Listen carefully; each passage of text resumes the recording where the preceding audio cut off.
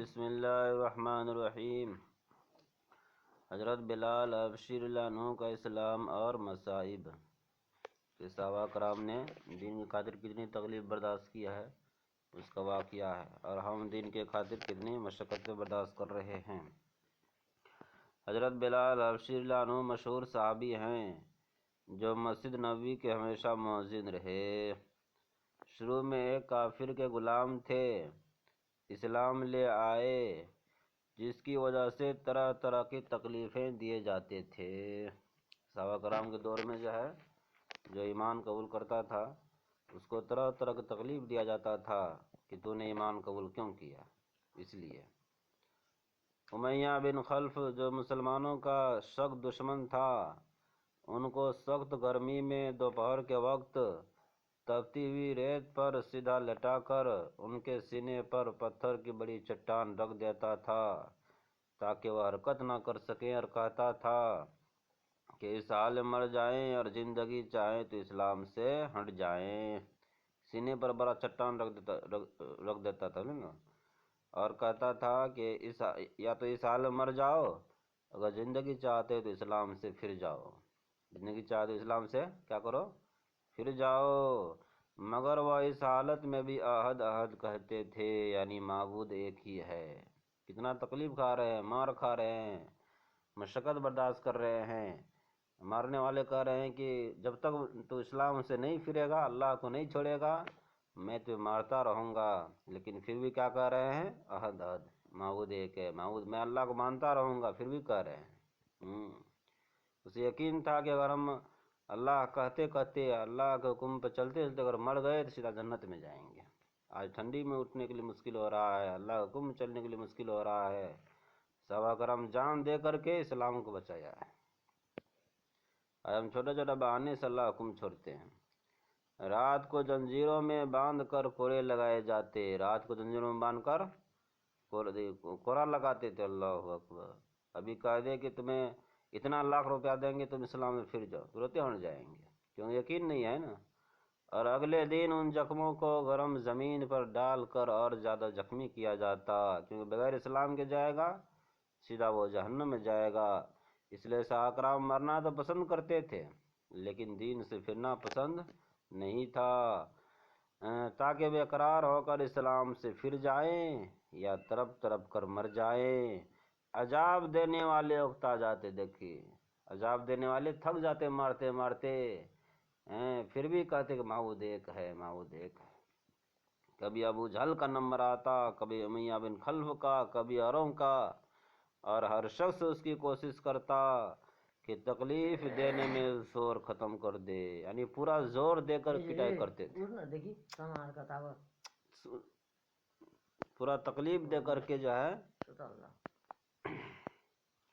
تو کہہ رہے ہیں پرانی تکلیف، پورا زور زور سے کیا کرتے تھے، پورا طاقت لگا کے مارتے تھے۔ اور کبھی اوروں کا، ہر شخص اس کی کوشش کرتا کہ تکلیف دینے میں زور ختم کر دے۔ حضرت ابوبکر صدیق رضی اللہ عنہ نے اس حالت میں دیکھا تو ان کو خرید کر آزاد فرمایا۔ فائدہ، عرب کے بت پرست اپنے بتوں کو بھی معبود کہتے تھے۔ عرب کے بت پرست اپنے بت کو کیا کہتے تھے، مورتی کو معبود ہے، یہ میرا خدا ہے۔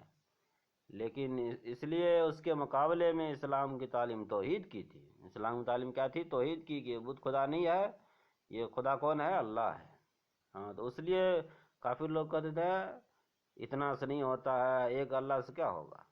تو اس لیے اسلام کی تعلیم توحید کی تھی، کیونکہ جو اپنا ہاتھ سے بناتا تھا اسی خدا مانتے تھے، اللہ وہ لوگ نہیں مانتے تھے۔ تو اسلام کی تعلیم توحید کی تھی کہ کسی سے نہیں ہوتا، لا الہ الا اللہ، ایک اللہ سے ہوتا، جس کی وجہ سے حضرت بلال رضی اللہ عنہ کی زبان پر ایک ہی ایک کا ورد تھا۔ یہ تعلق اور عشق کی بات ہے کہ ہم جھوٹی محبتوں میں دیکھتے ہیں جس سے محبت ہو جاتی ہے اس کا نام لینے میں لطف آتا ہے، بے فائدہ اس کو رٹا جاتا ہے۔ تو اللہ کی محبت کیا کہنا جو دین اور دنیا دونوں جو کام آنے والی ہے۔ کہہ رہے ہیں کہ جس سے محبت ہو جاتا ہے اس کا نام لینے میں مزہ آتا ہے۔ کسی کو کھیتی سے محبت ہو گیا، دکان سے محبت ہو گیا، تو کہہ رہے ہیں وہ محبت ختم ہونے والا ہے۔ لیکن اللہ کی محبت کیا کہنا، جس کو اللہ سے محبت ہو گیا اس کا دنیا آخرت سارا بن گیا۔ تو وہی کہہ رہے ہیں یہی وجہ ہے کہ حضرت بلال رضی اللہ عنہ کو ہر طرح ستایا جاتا تھا، سخت سے سخت تکلیف پہنچائی جاتی تھی، مکہ کے لڑکوں کے حوالے کر دیا جاتا تاکہ ان کو گلی کوچوں میں چکر دیتے پھرے، اور یہ تھے کہ ایک ہے کہ رٹ لگاتے تھے، گلی کوچوں میں چکر دیتے پھرتے تھے، مارتے تھے، پیٹتے تھے، لیکن یہ کیا کہتے تھے؟ معبود ایک ہے، معبود ایک ہے، اللہ اللہ کا رٹ لگاتے تھے۔ اسی کا صلہ ملا کہ پھر حضرت صلی اللہ علیہ وسلم کے دربار مؤذن بنے، اور سفر حجر میں ہمیشہ جان خدمت ان کی سپرد ہوئی۔ یہ ہے صحابہ کرام کہ اللہ کے دین کے لیے جان تک دینے کو تیار تھے، پھر بھی اللہ کو چھوڑنے کو تیار نہیں تھے، کیونکہ اس کو یقین تھا کہ کامیابی دین میں ہے، دین میں مر گئے سیدھا کامیاب ہو جائیں گے۔ حضور صلی اللہ علیہ وسلم کے وصال کے بعد مدینہ طیبہ میں رہنا اور حضرت صلی اللہ علیہ وسلم کی جگہ خالی دیکھنا مشکل ہو گیا، اس لیے ارادہ کیا کہ اپنی زندگی جے دین ہے جہاد میں گزار دوں، ایک دن کے لیے نہیں، ہمیشہ کے لیے اللہ کے راستے میں نکل گئے۔ آج ہم کو 3 دن کے لیے مشکل ہو رہا ہے، ایک دن ہمیشہ کے لیے گھر چھوڑ کے جانا پڑے گا، اس کے لیے جہاد میں شرکت کے لیے چل دیے۔ ایک عرصہ تک مدینہ لوٹ کر نہیں آئے۔ ایک مرتبہ حضرت صلی اللہ علیہ وسلم کے خواب میں زیارت کی، حضور صلی اللہ علیہ وسلم نے فرمایا بلال یہ کیا ظلم ہے کہ ہمارے پاس نہیں آتے؟ تو آنکھ کھلنے پر مدینہ طیبہ حاضر ہوئے۔ حضرت حسن حسین رضی اللہ عنہما نے اذان کی فرمائش کی، لاڈلوں کی درخواست ایسی نہیں تھی کہ انکار گنجائش ہوتی، اذان کہنا شروع کی، اور مدینہ طیبہ میں حضرت صلی اللہ علیہ وسلم کے جوانی کے اذان کانوں میں پڑھ کر کو حرام مچ گیا، عورتیں تک روتی ہوئی گھر سے نکل پڑی۔ چند روز قیام کے بعد واپس ہوئے اور 20 ہجری قریب دمشق میں وصال ہوا۔